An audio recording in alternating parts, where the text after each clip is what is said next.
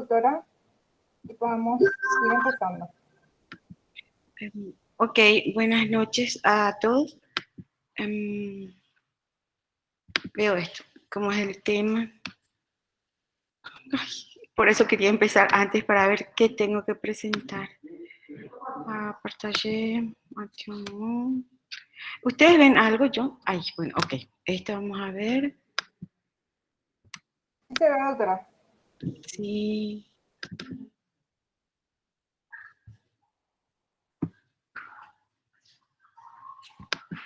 Pero no me abre.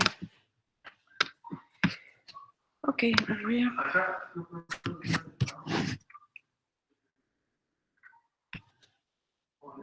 ¿Ahí ven ya la pantalla completa? Sí, Súper doctora. bien. Ok. Bueno, y me escuchan bien también, ¿verdad? También, muy Oh, bien, si te escucha. genial. Bueno, entonces, hoy vamos a empezar teniendo en cuenta que para entender bien lo que sucede en esta situación de una hemorragia obstétrica mayor, sería interesante, o hubiese sido interesante, entender bien el mecanismo de la hemostasia en la mujer embarazada y en todos los otros seres no embarazados del mundo, ¿verdad? Porque hay ciertas cuestiones que cambiaron, ya desde los años 90 se venía hablando sobre el tema de la cascada de la coagulación, de las otras células o de la teoría celular, que hoy ya es un hecho, en el mecanismo de la coagulación. Pero bueno, no es el tema hoy, si es que lo vamos a tocar muy someramente. En algún otro momento podríamos conversar sobre el tema, si es que les interesa. Yo opino que el dar protocolos o guías es una praxis que requiere un conocimiento, un fundamento o una justificación fisiopatológica para que podamos entender sobre paciente. Porque si bien el protocolo es, y lo vuelvo a repetir, los que me conocen ya conocen esta frase, es como la avenida Mariscal López. Entonces tienes 4 carriles, 2 que van de Asunción, San Lorenzo y 2 que vienen San Lorenzo, Asunción, ¿verdad? Y uno puede elegir cualquiera de los carriles, derecha e izquierda, para ir hasta San Lorenzo, de Asunción a San Lorenzo.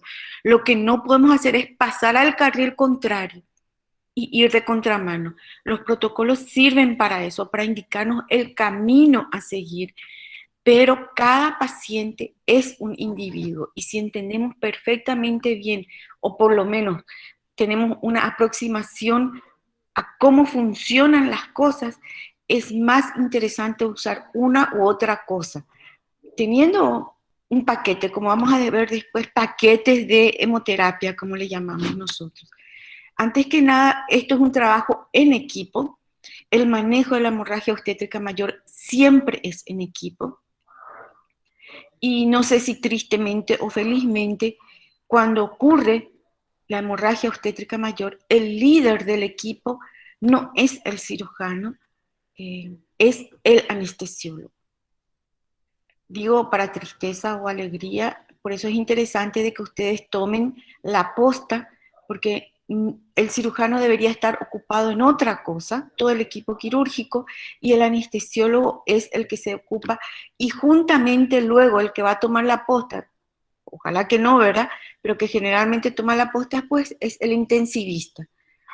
Entonces es interesante que el anestesiólogo maneje ya ese contexto de no solamente anestesia, sino también reanimación. No terapia intensiva, sino reanimación y control de daños.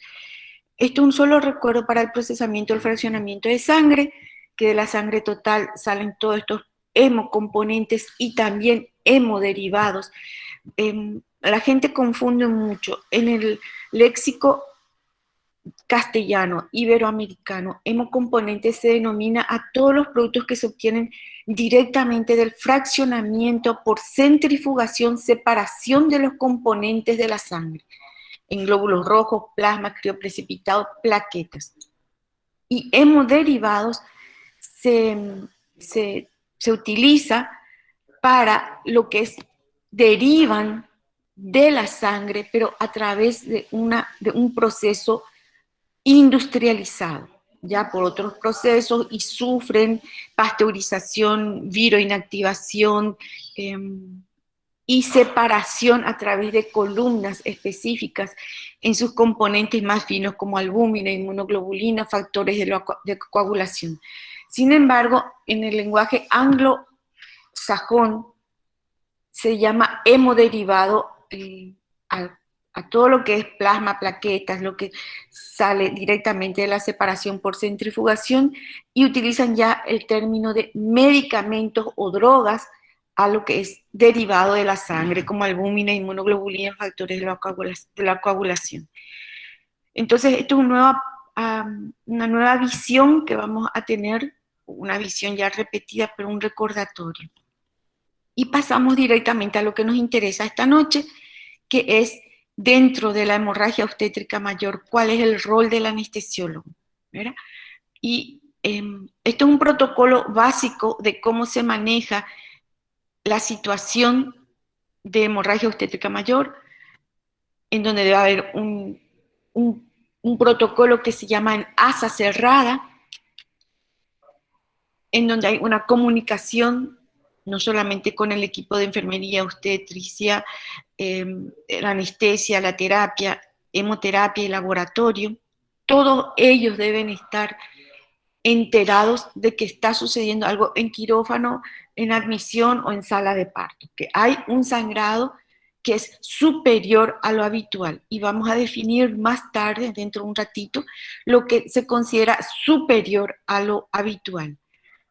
Lo que nos va a ocupar precisamente esta noche es la resucitación, que es lo que ustedes van a tener que hacerlo, y control de daños lo van a hacer conjuntamente con el equipo quirúrgico. Ellos van a hacer la parte mecánica de control de daños y ustedes van a hacer la parte hemodinámica y de equilibrio ácido básico y de hemoterapia.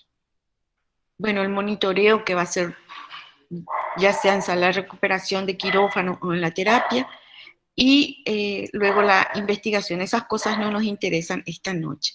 Lo que necesitamos aprender o incorporar esta noche en esta charla es cómo tener una decisión rápida, que la terapia sea dirigida para detener el sangrado y minimizar los daños que el sangrado va a ocasionar, y evitar en lo posible una intervención hemoterápica o una transfusión inadecuada.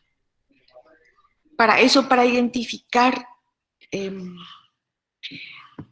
en otra diapositiva veíamos que el 75%, no lo coloqué aquí, pero el 75% de las hemorragias obstétricas mayores ocurren en personas embarazadas que no tienen factores de riesgo. Y las muertes ocurren, según el ACABAM, que es el análisis de muertes maternas, del por qué sucedió esta muerte materna, que se implementa con cada muerte materna, tristemente, por un equipo multidisciplinario en el Ministerio, en la Dirección General de Salud Sexual y Reproductiva. Entonces, analizan, tienen esta herramienta que se llama ACABAM, y lo que se ha visto es que hay 3 retrasos para que ocurra la muerte por hemorragia.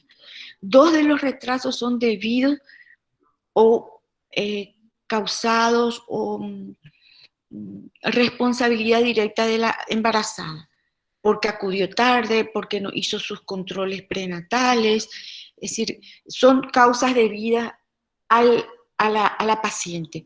Y el tercer retraso es exclusivamente de la institución donde acudió la embarazada. Y en este retraso, las 4 causas bien identificadas en todas las muertes maternas que ocurrieron, y hay que recordar que al 7 de julio de este año, la tercera causa de muerte materna seguía siendo la hemorragia. Estaba liderada por la hipertensión, estados hipertensivos inducidos por el embarazo, en segundo lugar por sepsis o abortos, y el tercer lugar por hemorragias. Hay que decir que este año 2021 Los Palmares lleva muerte por COVID. Es decir, que hubieron 64 muertes al 7 de julio de muertes maternas por COVID, directamente. Y el resto fueron por las causas ya citadas. Y estas muertes ocurren porque hay un retraso en la identificación, un retraso en la valoración de la gravedad, un retraso en la aplicación de la terapia y un retraso en el traslado de la paciente. Es decir, que y cosas que podemos evitar nosotros, es decir, que podemos solucionar es la identificación y el tratamiento adecuado.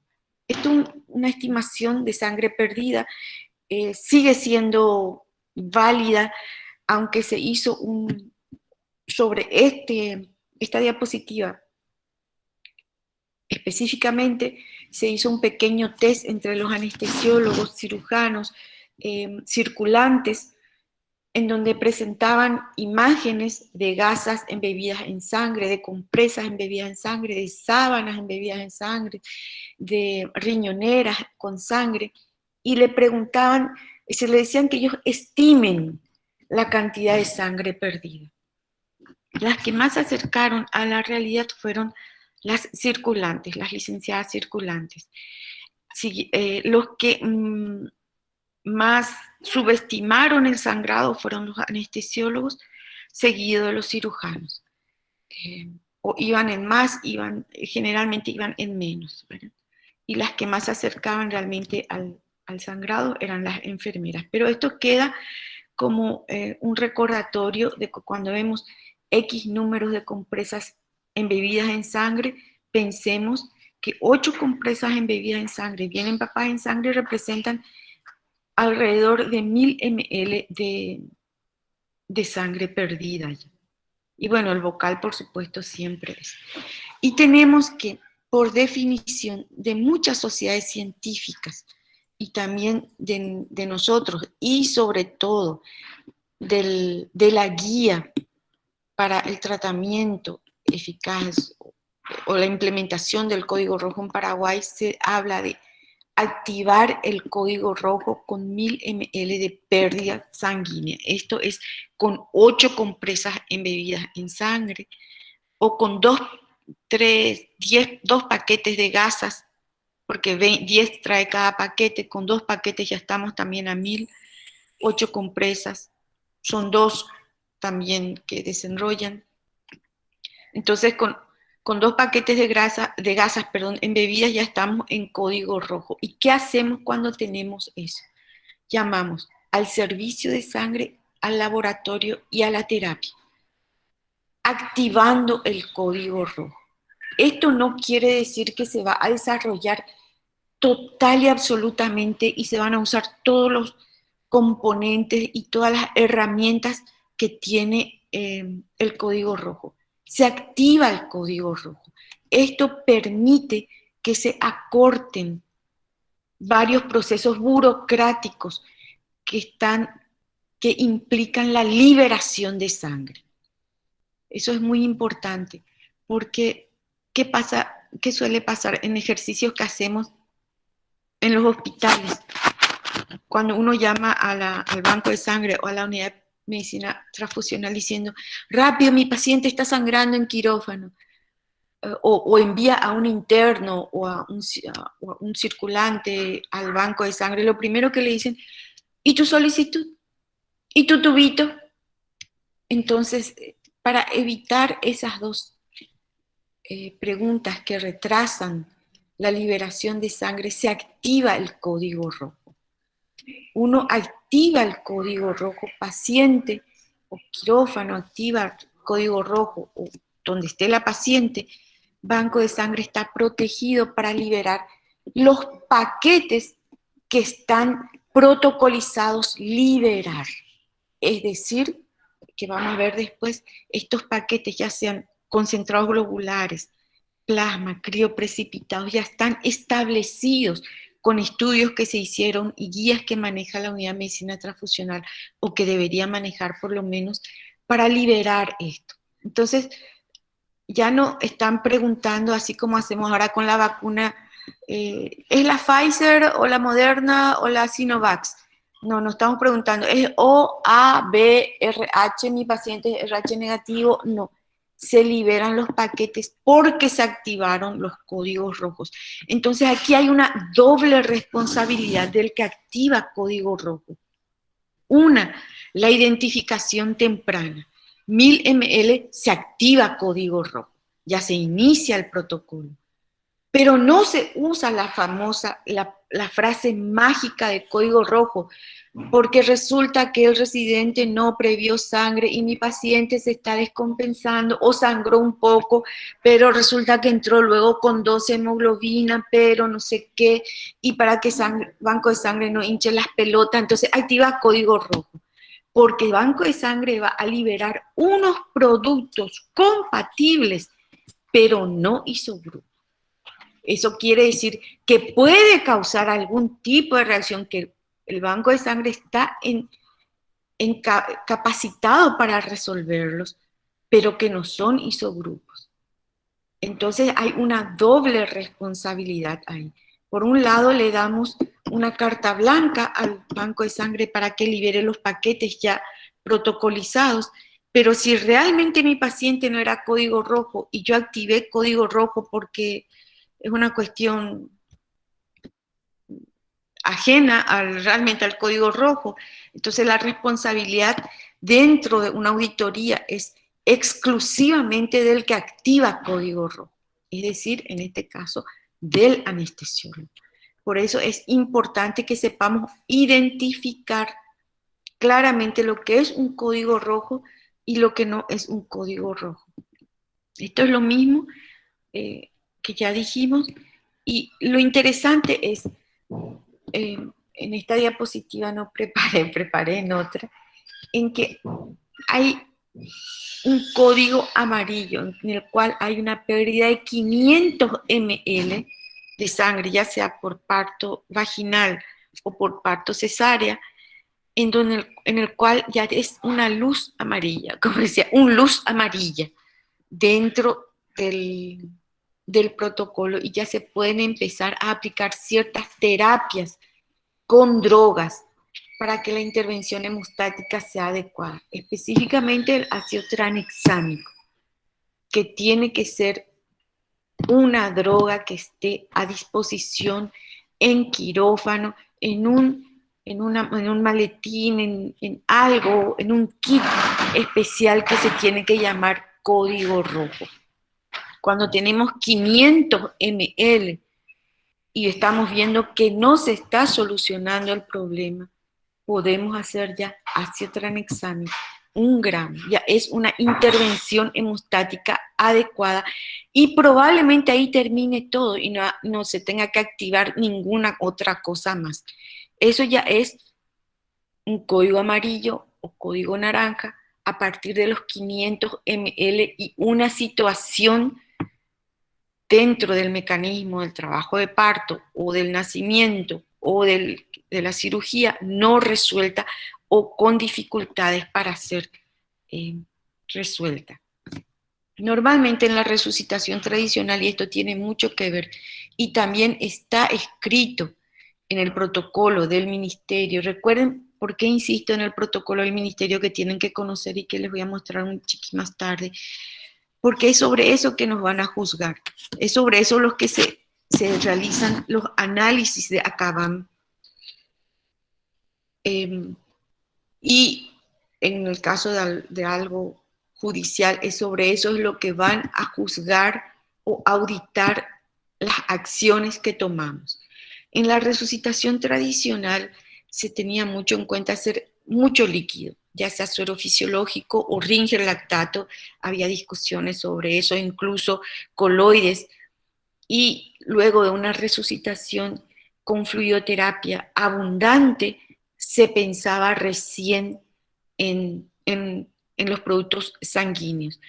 Y esto porque teníamos el concepto de que lo importante era que la bomba siga funcionando, es decir, y la bomba, el corazón, funciona con líquido, no importa de qué líquido se trataba, con tal de que siga funcionando.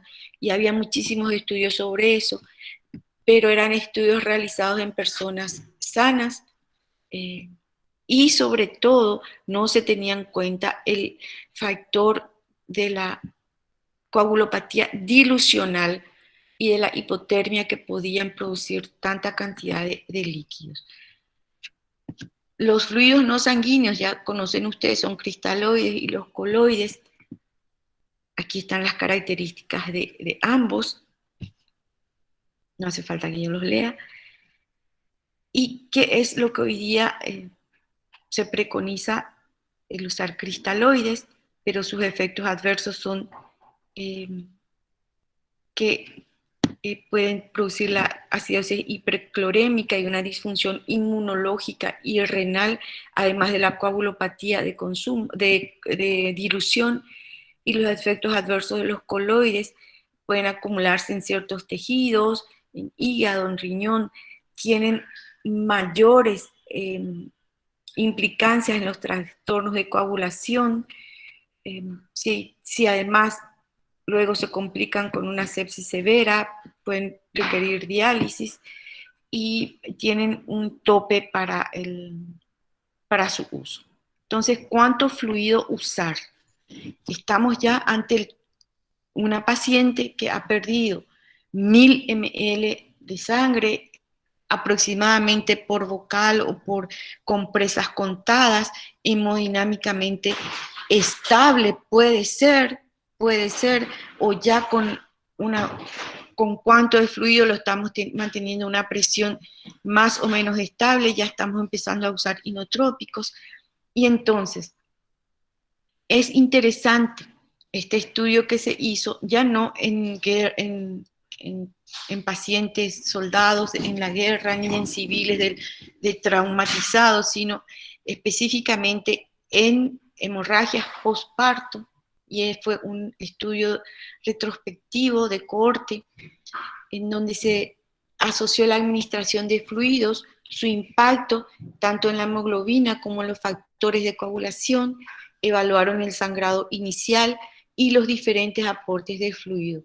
Y al final determinaron que el aporte inicial, para empezar a pensar, estamos en esta situación, 990 ml, somos súper exactos, de sangre perdida, y 2000 o 1900, 1800, está por ir todo el segundo frasco de suero, activar código rojo. Nuestro tope es de 2000 para empezar a hacer concentrados globulares. Siempre tiene que ser inferior a 3500. Ustedes van a ver ahí que a mayor cantidad de fluido, los factores hay mayor hemodilución, eso cae de maduro, pero el factor que más sufre, el factor de coagulación que más sufre es el fibrinógeno. Y vamos a ver después cómo el fibrinógeno tiene un papel sumamente importante, clave. Hoy día se conoce perfectamente bien. En los años 90, cuando yo estaba haciendo del siglo pasado, Dios mío, cómo duele decir eso, se tenía una intuición al respecto y se pedía mucho productos de degradación de la fibrina, PDF se llamaba, fibrinógeno también, se usaba mucho cuando eso también, desde ese momento se usaba el tromboelastógrafo y veíamos una fibrinolisis ya muy rápida y nos preguntábamos, ¿es una fibrinolisis por dilución? ¿Es una fibrinolisis por consumo, por otra razón? Pero veíamos eso. Y hoy día ya está perfectamente comprobado que el fibrinógeno es la clave, es el factor clave dentro del mecanismo de coagulación de la hemostasia. Entonces, recordar estos números. 2000 ml, no nos vamos a pelear por 100 o 200 ml más. Una situación no resuelta que está, por eso es que el anestesiólogo es importante, es clave en esta situación, porque el cirujano está metido en eso, y todo el equipo, el ayudante, el instrumentador también, la enfermera se está repartiendo en 10.000 partes, y es el anestesiólogo el que tiene la vida de la paciente en sus manos. Entonces, él es el primero, el anestesiólogo es el primero, es la primera persona que debe identificar la situación en la cual se está desenvolviendo ese parto, ya sea por parto vaginal o por cesárea. Recordar esto nada más, que la coagulopatía adquirida, los sangrados peripartos, ya sea en el tercer trimestre, durante el parto o posparto inmediato, menos del 2% ocurre en coagulopatías congénitas, von Willebrand, por ejemplo, en la mujer. La mayor causa es la coagulopatía adquirida, que puede ser por consumo, por pérdida o por dilución o por efectos de la transfusión masiva, que nos da hipotermia y acidosis. Entonces, acá vemos, hay un estudio que nos habla sobre el odds ratio, el riesgo relativo cuando usamos plasma, y glóbulos rojos, el riesgo relativo con un déficit de base que podamos tener, ¿verdad? Entonces, esto se vio en soldados en la guerra, ¿verdad? Lo que nosotros tenemos que hacer es mantener la temperatura corporal sabiendo que todos los líquidos que estamos administrando deben estar a temperatura, deben estar, no deben ser fríos, ¿verdad? Esto es algo muy interesante que me ocurrió hace unos meses atrás. En una paciente estábamos con un grupo con dos anestesiólogas que también están en esta charla, en un hospital de referencia, y me dio mucho gusto ver cómo ellas tenían ese cuidado de que los líquidos estén atemperados, de tener en cuenta el calcio, de estar evitando la acidosis, esos detalles, y bueno, súper bien pasamos con esa paciente, manejaron realmente una belleza, y eso fue, para mí, fui muy feliz con ese grupo realmente, ¿verdad? El mantenimiento en contexto de sangrado no masivo es tener unas plaquetas, se hacen plaquetas si están inferiores a 50.000, si el TP está con un INR superior a 1.5, si el fibrinógeno está inferior o igual a 200. Esto es en la mujer gestante. Recuerden que la mujer gestante para el tercer trimestre, su fibrinógeno normal es entre 500, incluso 700 miligramos por decilitro. Cuando bajó a 200, que es todavía un valor normal en personas no embarazadas, ella ya perdió por lo menos un 75% de su volemia. Está grave. Y este es un valor predictivo directo con la mortalidad, que vamos a ver después. Lo que tenemos que cuidar cuando está sangrando la paciente es una normotermia, el control de la acidosis con los líquidos que le colocamos, y la normocalcemia, el calcio. No olvidarse del calcio. Recuerden que sin estos 3 factores no hay hemostasia posible. Lo que queremos evitar son las transfusiones inadecuadas. Insisto en eso porque vamos tristemente, y a pesar de que el protocolo de código rojo está desde el 2019, 18, en el 19 trabajamos mucho sobre eso, los anestesiólogos en los diferentes lugares siguen pidiendo, lo primero que piden es un rojo y un plasma. Y están con eso en la cabeza del 1-1-1, que es la proporción 1 de rojo, 1 de plasma, 1 de plaquetas. No entendiendo que esta proporción se hizo en personas que estaban en la guerra. y no entendiendo también que esa proporción, teniendo en cuenta la coagulopatía, ya sea dilucional o producida mismo por el parto en la gestante, y vuelvo a repetir, en la gestante, es una coagulopatía, es una CID que se desarrolla rápidamente. Y vamos a ver por qué. Y entonces ahí el plasma, además de todas las contraindicaciones o los efectos adversos que tiene, es ineficaz. Porque lo que necesitamos rápidamente, imperiosamente, en una mujer gestante es elevar sus niveles de fibrinógeno. Y una unidad de plasma que tiene entre 150 y 200 ml de líquido, porque también tiene no solamente fibrinógeno, aporta muy poca cantidad de fibrinógeno. Y tenemos que hacer entre 1500 a 2000 ml de plasma para poder tener un nivel de fibrinógeno aceptable. Entonces el plasma no nos sirve para primera línea en código rojo.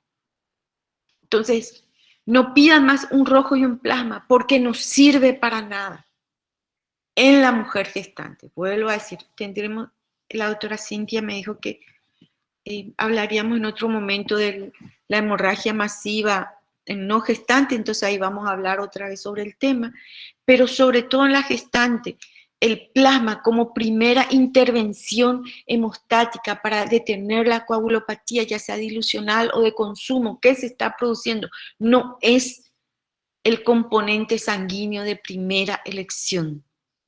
Lo ideal es tratar primero una fibrinolisis que rápidamente se instala en la mujer embarazada por la placenta mismo, que bueno, produce ya un mecanismo de fibrinolisis, es hacer un antifibrinolítico, que es el ácido tranexámico, y un aporte de fibrinógeno. No nos vamos a equivocar con eso, ya sea fibrinógeno, concentrado de fibrinógeno que ya tenemos en el país, es mucho más rápido, tenemos 1 gramo de fibrinógeno al tiro en 10 minutos, o en concentrados de crioprecipitado, que en volúmenes pequeños, de 30 por cada unidad, es decir, que si hacemos 6, 7, si hacemos 7 por 3, ya no sé cuántos serían, pero en 200 ml de crioprecipitado aportamos 1 gramo de fibrinógeno aproximadamente, que es mucho mejor que los 1500 a 2000 ml de plasma que necesitamos para aportar la misma cantidad de fibrinógeno. Sometiendo a esta persona a por lo menos 10 o 15 donantes diferentes de sangre con 10 o 15 probabilidades de hacer reacciones, ya sea inmunológicas o posibilidades, potencialidades de adquirir algún tipo de enfermedad viral, que vamos a hablar después de eso. A mayor cantidad de productos sanguíneos transfundidos, mayor posibilidad tenemos de contaminarnos con algo o que nuestra inmunidad, nuestra modulación inmunológica se vea afectada y nos hace más sensibles, más propicios a infecciones que se van a desarrollar un poco más tarde en el transcurso de la internación. Aumenta la morbilidad por infecciones, la mayor cantidad de transfusiones. En caso de hemorragia, dentro del contexto de la hemorragia periparto, hay una liberación masiva del factor tisular. Recuerden que el factor tisular es el que desencadena el mecanismo de coagulación intravascular diseminada. Por ende, hay una activación general y brusca de la coagulación y un consumo excesivo de los factores de la coagulación y del fibrinógeno y una fibrinolisis. Es decir, que nuestro mismo escenario predispone muy rápidamente a la fibrinolisis y al inicio de una CID. No hay que esperar una depresión de los factores, un sangrado masivo o un sangrado superior a lo habitual para que se instale ya una CID. una hiperfibrinolisis y una CID a la vuelta de la esquina. Entonces, ¿cuáles son nuestras armas para luchar? Entendamos del valor predictivo del fibrinógeno, del que les hablé ya, que todo empezó con estudios que se hicieron en la hemorragia postparto, de la gravedad y de la disminución del fibrinógeno como un predictor temprano. Se vio que el fibrinógeno inferior a 4 gramos por litro tuvo un valor negativo predictivo del 79% para hemorragia grave, mientras que 2 gramos por litro tuvo un valor predictivo positivo en el 100% de los casos. ¿Qué significa esto? Que con 200 miligramos por decilitro de fibrinógeno, que es un valor normal, ustedes ven una CRAS y van a decir valor normal de fibrinógeno 200 a 400. Pero si estamos en el límite inferior normal, pero es 100% de que se va a desarrollar una hemorragia periparto grave, una progresión a la hemorragia obstétrica mayor grave. La reposición de hemoderivados en la hemorragia obstétrica debe hacer, por tanto, énfasis en la reposición temprana de fibrinógeno y no esperar que esté por debajo de 2 gramos por decilitro. En tanto que en el tema de la hiperfibrinolisis, empezó con el CRASH, con los estudios CRASH 1 y 2 que se hicieron para politraumatizados y el uso del ácido tranexámico temprano, uso temprano del ácido tranexámico, y siguió con este estudio que se llama Woman Trail, que se desarrolló entre marzo del 2010 y el 2016. Y se inscribieron o se registraron nada más que 20.000 mujeres y se hicieron a doble ciego. Fue un ensayo aleatorizado, doble ciego, controlado con placebo. Y se reclutaron mujeres de 16 años de edad y mayores, por supuesto, con diagnóstico clínico de hemorragia postparto por un parto vaginal o cesárea en 193 hospitales de 21 países. Y solamente hubieron 2 países del mundo desarrollado, digamos, que fueron Canadá y el Reino Unido. Después todos fueron países así como los nuestros, alegres países bananeros. ¿Y por qué hago hincapié en esto? Porque evidentemente la hemorragia periparto ocurre más en países subdesarrollados que en países desarrollados, pero para demostrar de que el ácido tranexámico es un medicamento de costo accesible y que salva vidas. Vemos que durante el desprendimiento placentario hay una aceleración de la coagulación y un aumento de la actividad fibrinolítica. Hay un CID local que permite más tarde detener la hemorragia normal del parto. Lo que vimos con el Woman Trail, que les hablé del ensayo que hoy ya está publicado, que ya está validado, que el ácido tranexámico reduce la muerte por sangrado en mujeres sin efectos adversos. ¿Qué se temía? ¿Qué efectos adversos se temía? La formación excesiva de coágulos que después puedan ir al cerebro, causar trombosis.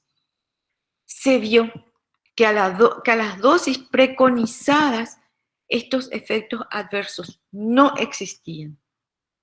Y lo que salió de esto es que se debe administrar ácido tranexámico tan pronto como sea posible después del inicio del sangrado. Es lo que les decía, tenemos 500 ml de sangrado, estamos en un código amarillo o naranja, ya estamos, no está parando la cosa, está ahí, ya tenemos 500, hacerle 1 gramo de ácido tranexámico, no dudar, y probablemente entonces no pasaremos al código rojo, es muy probable eso.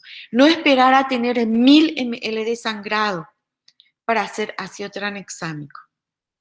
Hacerlo ya al tiro, con una cesárea, con un parto vaginal. Debe ser administrado lo antes posible. En cuanto a las plaquetas, la disfunción plaquetaria que se vio con el Rotem se presenta inmediatamente, pero posterior a la coagulopatía secundaria a reanimación intensiva. ¿Qué es lo que se recomienda? Administrar desmopresina. Y esto agrega significativamente la agregación plaquetaria durante la hipotermia y la acidosis. ¿En qué momento? ¿En primera línea? No. Después de la reanimación intensiva con líquidos y con componentes. No se hace inmediatamente, no se piensa inmediatamente en la disfunción plaquetaria. Pero vamos a ver qué pasa. Esto es lo que está pasando en quirófano o en sala de partos. Pero cuando ustedes activan código rojo, y por eso es que tienen que activar código rojo cuando tienen 1000 o 950 ml de sangrado para que banco de sangre pueda tener algunas acciones que van a hacer que cuando ustedes estén en un segundo o tercer tiempo del código rojo con una hemorragia no controlada por AO emotivo, y estamos hablando de un tiempo que varía entre 45 a 60 minutos, no estamos hablando de horas de sangrado incoercible, ustedes van a poder tener, ya hicieron ácido tranexámico, ya hicieron fibrinógeno, ya hicieron concentrado globular, ya hicieron crioprecipitado, evidentemente, tienen que hacer plaquetas a la hora, ya le hicieron desmopresina, después le van a hacer las plaquetas. Entonces, de primera línea que tiene que haber en un carrito, en un kit de código rojo, es el ácido tranexámico, la desmopresina y el complejo protrombínico. Ustedes van a decir, pero Octaplex o Veriplex, ambos ya hay en el país, por eso puse, porque ya ambos existen en el país. Tiene que haber en un carrito de código rojo. Me van a decir algunos, pero según el último update que data del 2017 o 2018, no está contemplado su uso. Bueno, nosotros empezamos a hacer su uso, empezamos a usar en el San Pablo, empezamos a hacer un estudio, después se nos acabó el medicamento, entonces no podemos terminar.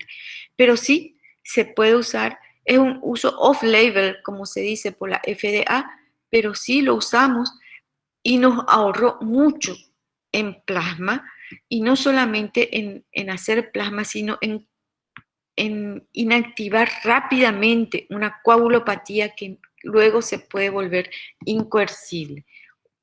Y eso les voy a mostrar después. Pero ¿qué hago yo si no tengo estos medicamentos? Ni siquiera ácido tranexámico tengo.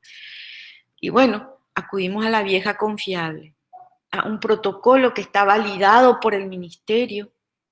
Por ende, es algo que sí se puede usar, a pesar de lo que ustedes piensen del ministerio, es por lo cual nos van a juzgar. Tenemos componentes sanguíneos, tenemos glóbulos rojos o positivos, tenemos crioprecipitados, tenemos plasma, tenemos plaquetas. La vieja confiable, es decir, volver a los componentes sanguíneos. Y esto es interesante que recuerden. ¿Qué podemos conseguir con cada cosa que estamos aplicando? Eso es muy interesante entender, que una unidad de glóbulos rojos aumenta en 3 a 4% el hematocrito y a 1 gramo la hemoglobina. El plasma tiene 10 miligramos por decilitro de fibrinógeno y su dosis es de 15 a 30 miligramos por kilo peso. El crioprecipitado también tiene la misma cantidad de fibrinógeno, pero tiene menos volumen y se hace una unidad por cada 5 kilogramos kilo peso. Las plaquetas, si son de varios donantes, pool de plaquetas, como llamamos, van a aumentar entre 5 a 10.000 la numeración de plaquetas, se hace una unidad por cada 10 kilopesos. Si es de aféresis, si es de donante único, va a aumentar 30.000 a 30.000 el valor de las plaquetas iniciales, ¿verdad? Y la dosis para las de aféresis o de donante único es una bolsa de aféresis. Esa es una dosis adulta. Sin embargo, el pool de plaquetas se hace por cada 10, se hace una unidad de plaqueta estándar por cada 10 kilopesos. Es decir, que si el paciente tiene 70, se necesitan 7 unidades de plaquetas. 7 donantes diferentes tuvieron que dar para tener una dosis de plaquetas, lo cual el aumento en la numeración va a ser aleatoria, entre 5.000 a 10.000 plaquetas por milímetros cúbicos, en tanto que la aféresis es de un solo donante, el volumen va a ser entre 300, 250, 300 ml y va a aumentar a 3000 plaquetas por milímetros cúbicos. Es decir, evidentemente la aféresis es mejor y sobre todo para la mujer en edad fértil, que cuanto menos se expone a diferentes donantes, va a proteger más su futuro ginecológico. Ahora, estos son estudios observacionales en donde se asociaban cuánto hacer la relación entre glóbulos rojos, plasma y plaquetas, ¿verdad? Y era por cada unidad de glóbulos rojos se pide 0,5 de plasma. O se hace bien 2 de rojo, 1 de plasma y una unidad estándar de plaquetas. Esto evidentemente no se hace desde el principio. Hay que tener en mente qué es lo que salen de estos trabajos, en qué momento hacer las plaquetas, después de haber hecho cuántas concentrados globulares, porque no es inmediata la necesidad de plaquetas que tenemos, ni la necesidad de factores de coagulación otros que el fibrinógeno. ¿De qué tenemos necesidad inmediata? Por la placenta que libera factor, que tiene una fibrinólisis porque libera mucho factor tisular y empieza la hiperfibrinólisis, necesitamos detener esa hiperfibrinólisis, necesitamos reponer el fibrinógeno que se usó allí, necesitamos asegurar el cemento que une a las plaquetas entre sí, que es el fibrinógeno, y posteriormente con un 200% de pérdida del volumen sanguíneo total calculado de la paciente, es decir, 2 veces una exsanguíneo transfusión, ahí es donde necesitamos grandemente de los factores de coagulación y de las plaquetas, 175 a 200. Son valores que se usan mucho en fisiopatología, pero que vamos a bajar a nuestro nivel. Lo que nosotros hacemos en el San Pablo y que nos ha resultado, cuando teníamos, por supuesto, es el ácido tranexámico, que diluimos 1 gramo en suero fisiológico y pasamos en 30 minutos. Cuando se activa código rojo, Banco de Sangre envía 2 unidades de concentrado globular O positivo o compatible en caso de que la paciente ya tenga, ya sea paciente del San Pablo y ya tenga su perfil inmunohematológico, entonces rápidamente buscamos, se activa código rojo si tenemos por lo menos por eso es importante que el Banco de Sangre siempre tenga la lista de cirugías o de gente que está ingresando en quirófano, pero si está sucediendo eso en sala de parto, en admisión, y no se tiene el número de cédula de paciente, evidentemente no podemos entrar al sistema, no podemos acceder a sus resultados y enviamos 2 de glóbulos rojos o positivos. Me van a decir, pero el código rojo del British Journal y no sé qué, de la Real Sociedad de Ginecobstetricia del Reino Unido y de Canadá y de Australia y de los Estados Unidos y todo la mar en coche dice O negativo. Y sí, ellos deben usar O negativo porque en su población hay más cantidad de donantes O negativo. En nuestro país no lo hay. El daño que vamos a hacer desde el punto de vista inmunológico a la gestante O negativa, inmunizada inclusive, es inferior al beneficio que vamos a tener. Es decir, riesgo, beneficio, el O positivo en una mamá O negativa, inclusive sensibilizada con anticuerpos anti-D, es el riesgo, el daño es inferior al beneficio que vamos a tener. Recuerden que el viejo aforismo es primero la vida, luego la función, el órgano y por último la función. Primero salvar la vida de la paciente. ¿Va a ocurrir hemólisis? Va a ocurrir hemólisis. ¿Podemos solucionar eso? Porque es una hemólisis extravascular la que va a producir. Sí. Digamos que una mujer embarazada O negativo, su primer bebé, le inmunizamos porque le hicimos O positivo, le inmunizamos. Vamos a tener cuidado para sus próximas gestaciones. Vamos a tener cuidado. Pero le salvamos la vida a esta paciente. Si esperamos tener suficiente cantidad de O negativo para hacer en todas las maternidades del Paraguay, vamos a dejar morir a las mujeres. Cuando yo estaba en el equipo de Acaban del ministerio, en el 2018, era muy triste ver, en ese tiempo trabajamos mucho con Ciudad del Este, 2018-2019, porque es donde más se produjeron las muertes maternas, mayor número de muertes maternas hubo, se reportaron, y algunas murieron simplemente porque no había O negativo.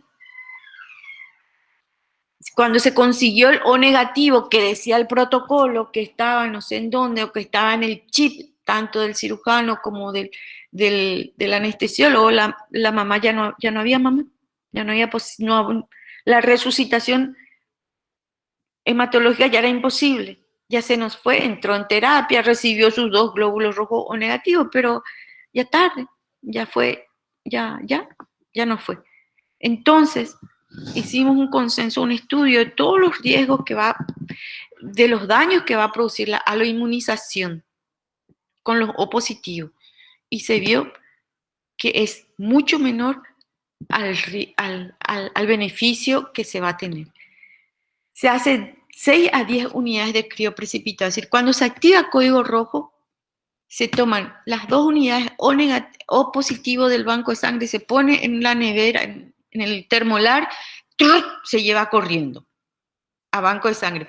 Juntamente ahí el técnico ya quita, o el licenciado ya quita 6 a 10 unidades de crioprecipitado a descongelar. Recuerden que eso tarda entre 20 a 30 minutos para descongelarse. Eso tienen que tener en cuenta. Entonces, cuando llevan los O positivos, ustedes ya le colocan, no me digan, mi paciente es A, porque no. Mi paciente es negativo, yo no voy a hacer, me niego a hacer, no voy a hacer. Hay algunas anestesistas, tristemente, que se niegan a hacer sangre que no sea isogrupo, en código rojo. Entonces yo siempre digo, o no era código rojo, y activó mal el código rojo, o es ignorante esta persona, ¿verdad? No sé. Pero si es código rojo, se hace O positivo. No importa el grupo ni el factor de la mujer. Hacemos 2 unidades de plasma fresco A positivo o compatible y se hace controles de hemoglobina, hematocrito, TP, TTPA, fibrinógeno y cada 4 horas según evolución. Es lo que nosotros hacemos. Esto es lo que yo les hablaba. Entre 0 a 15 minutos, cuando se activa el código rojo, ustedes ya tuvieron que haber hecho ácido tranexámico, fibrinógeno, idealmente 1 gramo, de 1 a 3 gramos, pero 1 gramo para empezar, y la fluidoterapia. Ya tiene que estar yendo los 2000 ml. Y el primer paquete de código rojo va a ser 2 glóbulos rojos O positivos o compatibles, si es que ya tenemos el grupo de la paciente. Y banco de sangre retira el tubo con la muestra. Eso es algo que ustedes tienen que hacer, quitar una muestra de sangre para banco de sangre. Es muy importante eso, sobre todo en pacientes desconocidas. Pero hasta que con eso banco de sangre va a hacer el perfil inmunohematológico, va a correr y va después, entre los 16 a 30 minutos, les va a llegar los 6 crioprecipitados y otros 2 concentrados de glóbulos rojos.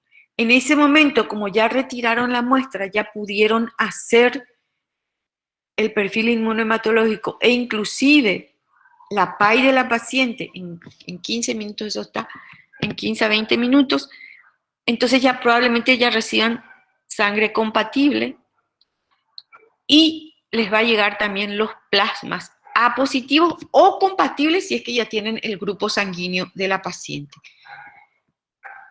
Eso es si todavía no resolvieron el problema. Probablemente ya se resuelva el problema con estos 2 glóbulos rojos y con los 6 crioprecipitados. Y ya no hace falta hacer más nada y tienen que desactivar código rojo porque ¿qué pasa?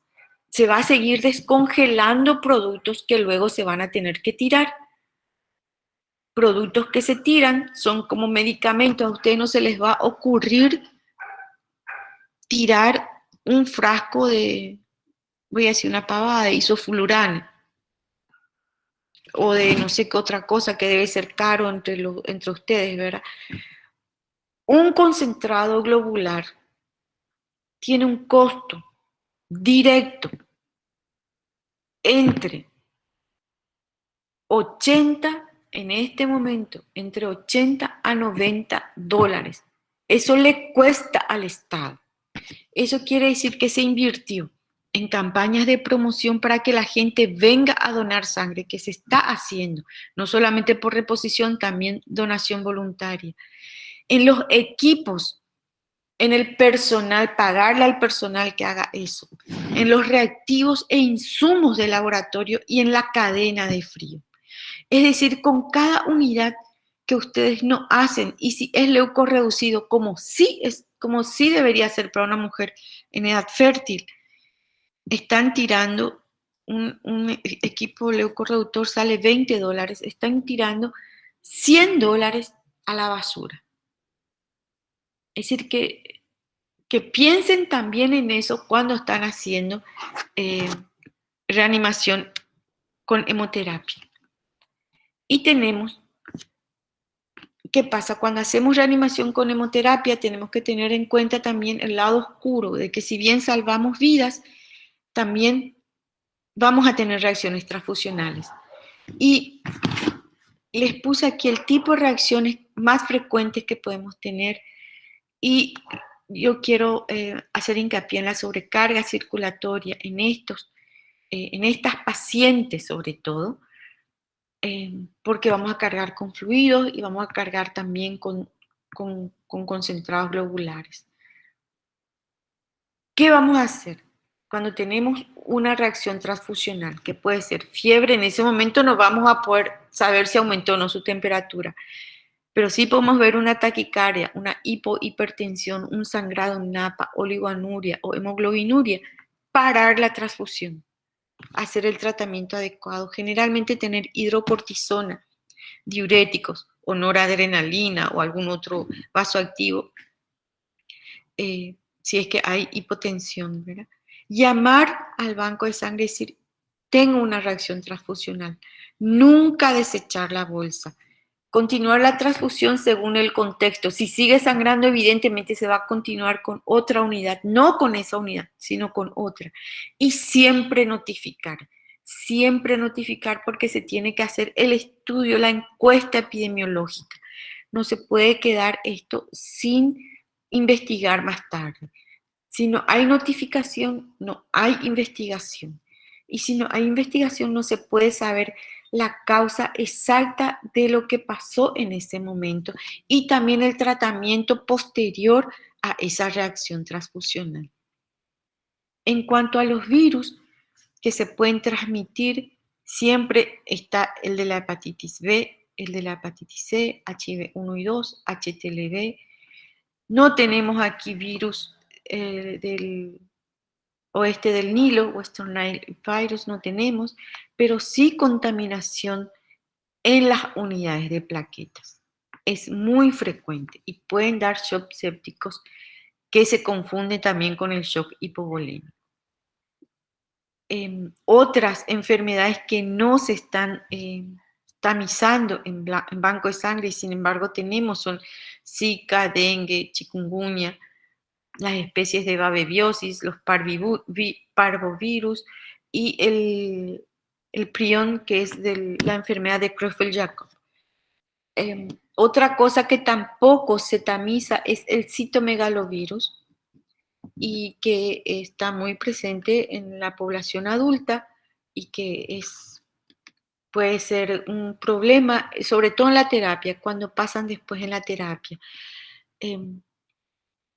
lo que tenemos contra el citomegalovirus y lo usamos para pacientes de la terapia, todos, en mujeres en edad fértil y en neonatos, es la leucorreducción.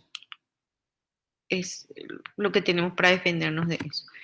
Algo que tenemos que tener en cuenta es la reacción transfusional aguda por sobrecarga hídrica, que se llama, por sus siglas en inglés, es TACO, versus el TRALI. Ambos dan unos signos y síntomas pulmonares graves. En el uno tenemos un edema pulmonar cardiogénico con hipertensión y en el otro tenemos un edema pulmonar no cardiogénico y tenemos más bien una hipotensión.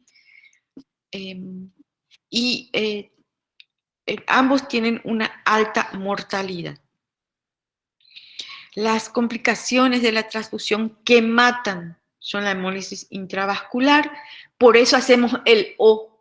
Preferimos hacer O aunque sepamos, pero mi paciente dijo que era A porque así dice en su registro. Su mamá dice que es A, su marido dice que es A. Preferimos hacerle O hasta nosotros tener la evidencia laboratorial del grupo sanguíneo de la paciente, porque las hemólisis intravasculares matan. Estos son las incompatibilidades de grupo sanguíneo, no de factor RH, sino de grupo sanguíneo. Los grupos sanguíneos son el ABO, ¿ok? Y el factor RH da una hemólisis extravascular que va a causar un aumento de la morbilidad, pero no de la mortalidad inmediata. Es el TACO o la sobrecarga hídrica asociada a la transfusión, y el TRALI, que es un problema pulmonar asociado a la transfusión, pero de un mecanismo inmunológico, una contaminación bacteriana, especialmente en las unidades de plaquetas, otros microorganismos que pueden contaminar la anafilaxis, el síndrome hiperhemolítico y las complicaciones de la inmunomodulación, que a mayor cantidad de sangre transfundida, de productos celulares transfundidos, concentrados globulares y plaquetas, mayor posibilidad de hacer una infección oportunista después, ya sea hospitalaria o nos hace más lábiles. Esto es por una disminución directa del CD4 en el organismo con cada unidad que vamos recibiendo. Es como un trasplante, de hecho es un trasplante líquido que hace que la inmunomodulación se vea alterada. Y la reacción aguda del huésped contra el injerto, que es muy raro, pero que tiene una alta mortalidad. Este es nuestro protocolo nacional de transfusión masiva en hemorragias obstétricas graves. Vemos 100 ml es el disparador, la activación del código rojo y del protocolo de transfusión masiva. Se notifica a la UMT, además del laboratorio y la UTI, si es que tenemos, ¿verdad? Y se desencadena una serie de acciones. El banco de sangre va a liberar hasta 4 unidades de concentrados globulares, 8 a 10 unidades de crioprecipitado, 2 unidades de plasma. Se va a ver si, como vieron ustedes, se acuerdan del primer, segundo y tercer paquete, ¿verdad? Se considera el ácido tranexámico en la aplicación precoz y se hace un contacto continuo con la UMT.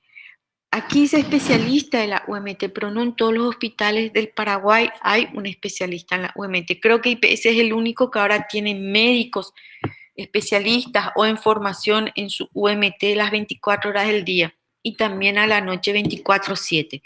Pero después el resto de los hospitales tienen 1 o 2 veces a la semana y luego se les tiene al llamado. Hay hospitales que no tienen especialistas y bueno, así nos va, ¿verdad? ¿Cuáles son los objetivos? mejorar la oxigenación, el gasto cardíaco, la perfusión tisular, el estado metabólico. De acuerdo al tipo de, esto ya es más tarde, pero durante el desarrollo del código rojo, cuando tenemos 50 ml de pérdidas, hacemos un control seriado de los signos vitales cada 5 minutos. A partir de los 1000 ml, coloquen sus monitores cada 3 minutos. El objetivo es mantener una temperatura superior a 35, evitar la acidosis. El calcio debe estar, no debe ser, tiene que ser entre 1, no ser inferior a 1. Las plaquetas tienen que ser superiores a 50.000. El fibrinógeno tiene que ser superior a 200.000. Y cuando consigamos esto, tenemos que, o se cohibió el sangrado, se paró el sangrado, hay que avisar que código rojo terminó. Se desactiva el código rojo. Nosotros tenemos en el San Pablo códigos rojos activados desde hace 2 meses más o menos.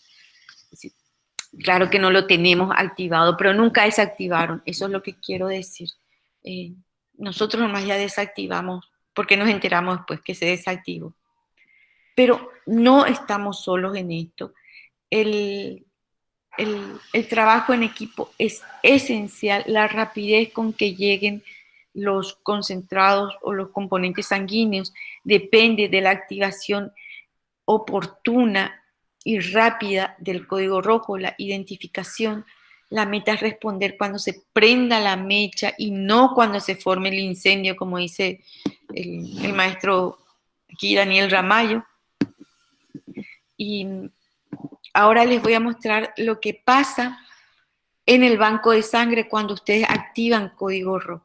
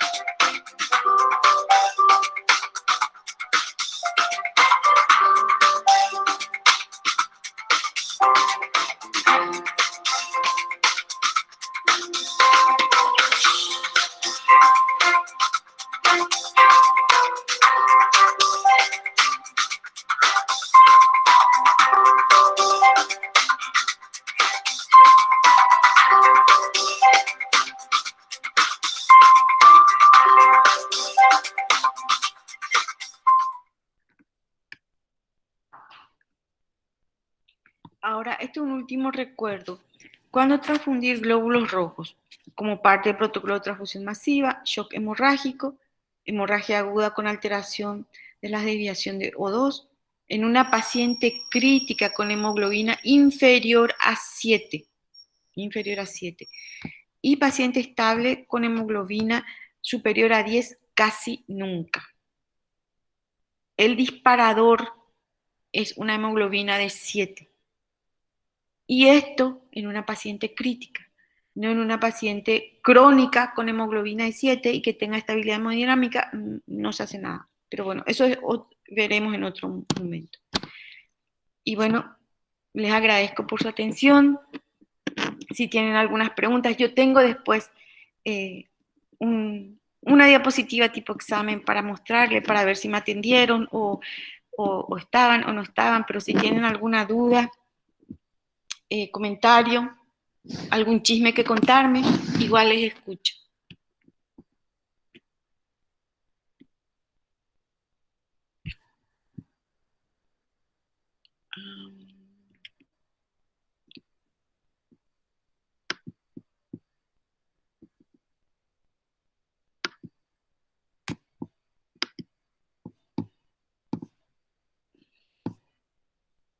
Bueno, ¿siguen ahí? Sí, seguimos. Sí, buenas noches, doctora Lidia. Buenas noches, Neyi, ¿cómo estás? Tanto tiempo. Sí, siempre es un gusto escuchar sus disertaciones, sus enseñanzas. Disfruté esta charla y públicamente quiero agradecerte el haber tenido la oportunidad de haber sido manejada como médica por esta gran genia, por la profesora Lidia Recalde. Muchísimas gracias. Ya estoy incorporada en el trabajo, estoy súper bien. Qué suerte, Neyi, me alegra escuchar. No le vaya a decir a nadie más todo eso que vos le dijiste, porque me es mucho. Es decir, qué suerte que estás bien, qué suerte. Me alegro mucho contigo, realmente excelente. Pero fuiste muy buena paciente. Muchas gracias, doctora. ¿Alguna pregunta que tengan? Realmente me costó un poco hacer esto porque, bueno, pero es mi mecanismo de pensamiento nomás. Yo tengo que entender las cosas, ¿verdad? A mí me hubiera gustado que hablemos de la hemostasia primero, ¿verdad? Entonces, de ahí luego es más fácil correlacionar todas las cosas. Pero además porque me gusta mucho hablar de hemostasia, si es que no me hagan caso.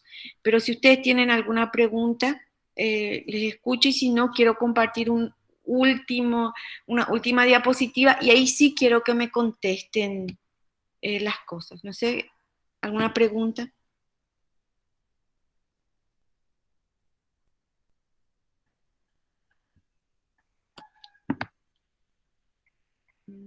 Bueno, voy a compartir una última diapositiva y les voy a preguntar a ver si entendieron. Es sobre un caso clínico, ¿verdad? Entonces, vamos a ver si...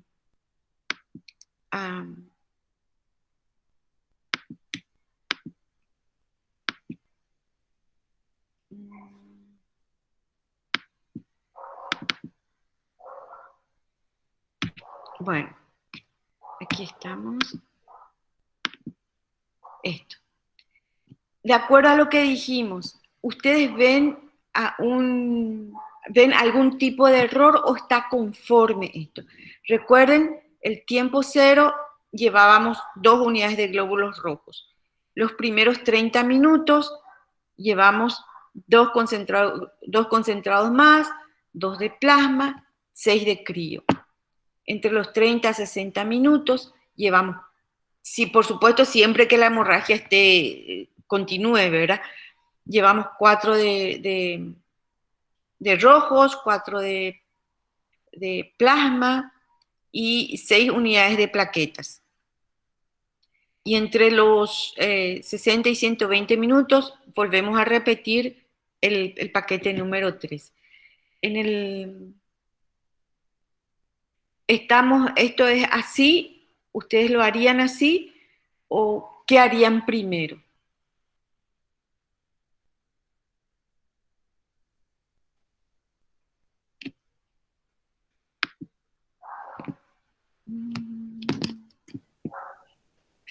Hola, doctor. En el primer tiempo, o sea, en el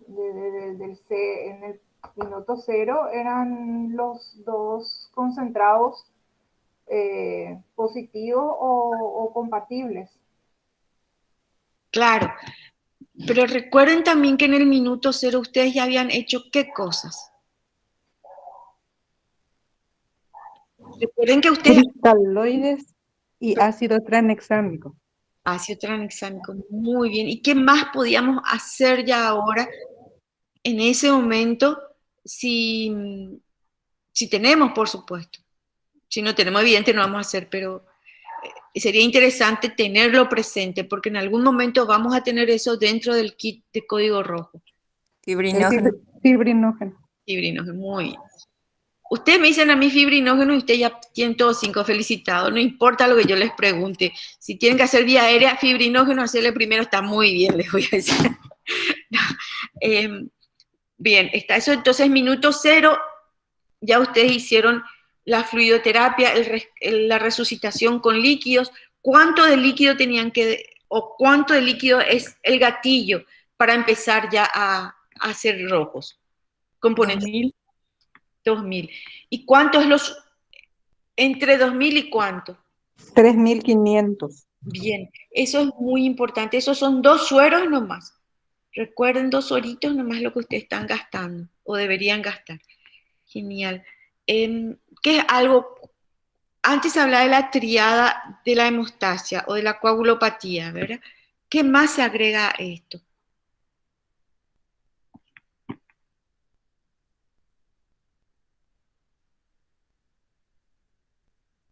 Boom.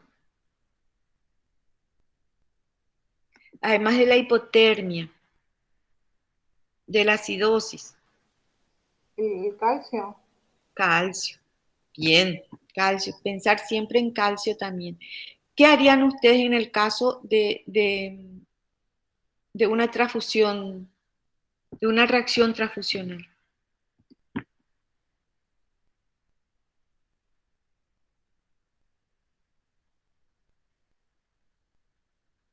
Hidrocortisona, suspender la transfusión eh, y reportar a la unidad de medicina transfusional.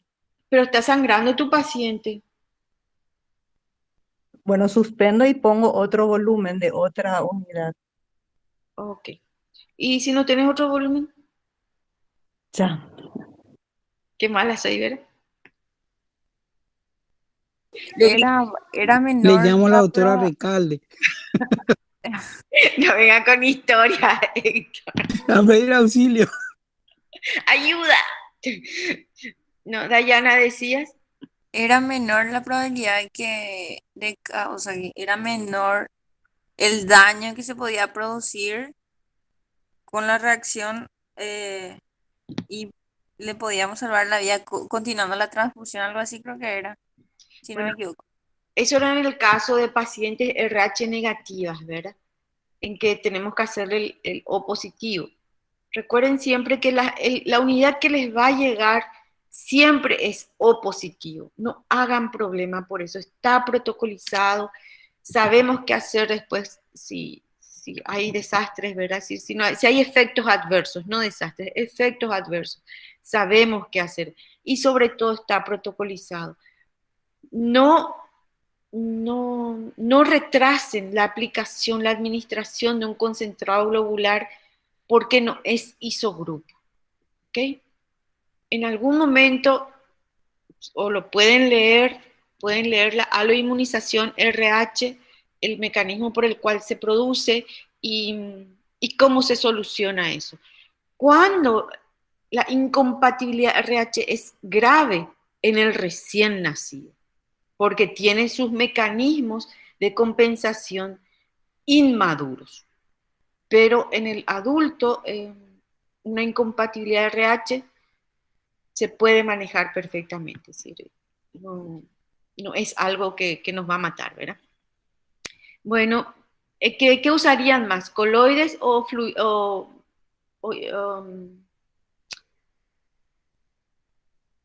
o salinos? Salinos, le digo, cristaloides.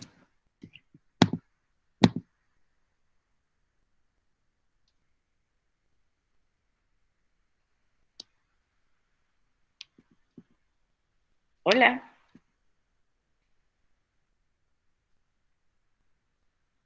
¿Alguien hable?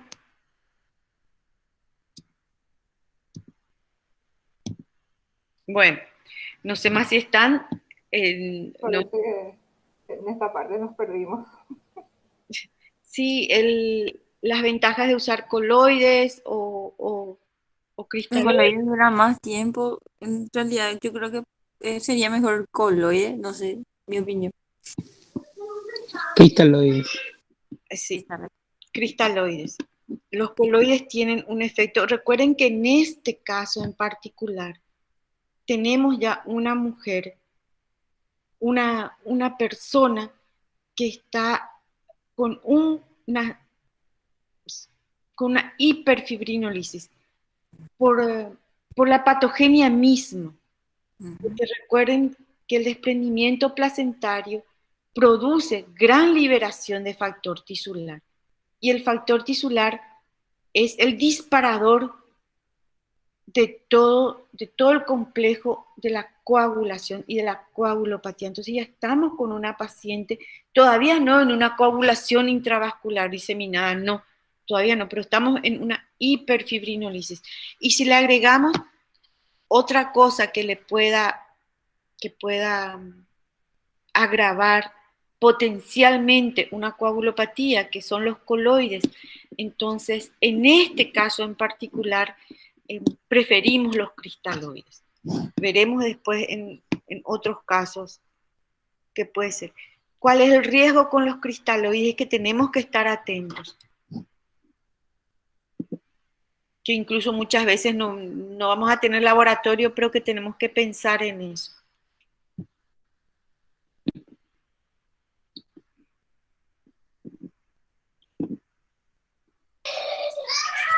La coagulopatía emocional, Sí, pero algo la, más la que acidosis exacto, hipercloremica es el medio asociada, es el medio interno. Muy bien, sí, el medio interno. Eso es algo que sí o sí tenemos que tener en cuenta eh, para corregir eventualmente a ojo, si es que no tenemos laboratorio, pero saber que puede existir eso.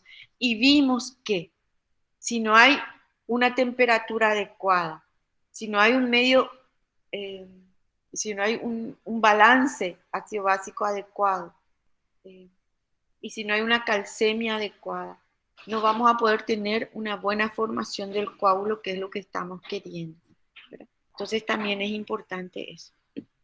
termómetros, hay que colocar los termómetros, Sí. Y calentar los hay que fluidos. pedir colchón térmico, hay que calentar los fluidos. Sí, señor. Sí, señor. La hipotermia es un grave problema. Me dice el doctor, voy a decir su nombre porque el doctor Escauriza hace 4 años cuando le suspendió un quiste de colédoco porque no teníamos colchón térmico, ¿qué me creía yo para suspenderle un paciente así, sin toda la vida hicieron sin colchón térmico? Y hoy ellos piden los colchones térmicos. Nosotros ya no pedimos. Qué O sea gusto. que lo que quiero decir es que hay que iniciar ya ese proceso de batalla con los cirujanos adultos también, ¿verdad? Y aguantarse el embate que es duro y que dura mucho tiempo hasta que ellos mismos se dan cuenta de que les sale más barato y les va mejor si hacen eso, ¿verdad? Me encanta lo que me decís. Y yo, como digo, aquella vez que trabajé en el San Pablo con dos personas que están acá en el auditorio, por decir de alguna manera, estuve tan feliz porque sí, trabajaron re bien, calentaron líquido, hicieron lo que tenían que hacer, es decir, parecía de libro, ¿verdad? Nuestra paciente salió súper bien, dicho sea de paso, salió todo por Facebook, pero no por su sangrado, ¿verdad? Sino por otra cosa. Y eh, ahora, si de esta charla ustedes, y ante un sangrado, en vez de pedir plasma y de usar plasma, de pedir un rojo y una unidad de plasma, piden concentrado y crío precipitado o fibrinógeno, yo podré morir en paz, aún sin ver París de vuelta, ¿verdad? Les puedo asegurar, porque es muy triste seguir discutiendo con colegas, tratando de hacerles entender de que el plasma en ese momento no es una indicación oportuna todavía, ¿verdad? que lo primero es corregir la hiperfibrinolisis, aportar fibrinógeno. Lo que tenemos en la mayoría de los hospitales es crioprecipitado para aportar fibrinógeno. Si tenemos el concentrado de fibrinógeno, mejor, ¿verdad? Tener glóbulos rojos concentrados, es decir, aportar los glóbulos rojos. Y recién en un segundo tiempo pensar en el plasma y pensar en plaquetas después, ¿verdad? Quizás ya no se haga eso en quirófano, se haga después, pero eso sería interesante. Y saber también de que el plasma hoy día se sustituye por estos complejos protrombínicos, de los cuales de verdad me gusta más uno más que el otro porque tiene proteína S y C, ¿verdad? Entonces, el otro también es muy bueno, pero uno es mejor que el otro. Y teníamos en nuestros hospitales y ahora no tenemos más, pero volveremos a tener y mucho depende de lo que ustedes pidan. Y así como hoy el colchón térmico es una realidad, ojalá que dentro de poco el kit de código rojo o en todos los quirófanos esté disponible el fibrinógeno para usar, porque también lo vamos a usar mucho en politraumatizados, en cirugía cardíaca, en cirugía vascular grande, ¿verdad? Es decir, aneurismas de aorta y todo eso, ¿verdad? Es interesante. Hace poco, sí, estoy feliz, ¿verdad? Porque tratamos una cirugía cardíaca así que estaba muy fea, se entró, de hecho se tuvo que entrar otra vez en bomba y todo eso, y ustedes saben lo que es la coagulopatía que se produce después, ¿verdad? Y nada, usamos ácido tranexámico y crioprecipitado y nos olvidamos, por supuesto, un poco de rojo, poquito porque el paciente tenía buena hemoglobina y súper bien y no necesitó más otro componente sanguíneo y todos felices por eso, por la buena resucitación en la parte transfusional, porque sabemos que eso se complican más a los pacientes en la terapia, cuando sangran en terapia y hay que hacer muchos componentes sanguíneos, aumenta la morbilidad de pacientes, ¿verdad? Entonces, ahí el cirujano dijo, ya había sido que este crioprecipitado funciona, ¿verdad? Y sí, a veces funciona, le dije, pero tuvimos suerte esta vez, le dije, pero sí, está bien. Bueno, les agradezco, si no tienen otra pregunta, les agradezco que me hayan escuchado y bueno, nos vemos próximamente, pero para hablar sobre transfusión masiva en el adulto. ¿Está Te bien? agradecemos a vos, doctora. Un gusto escucharte de vuelta. Ok, nos vemos. Chao. Gracias, Buenas doctor. noches a todos. Muchas gracias, buenas noches.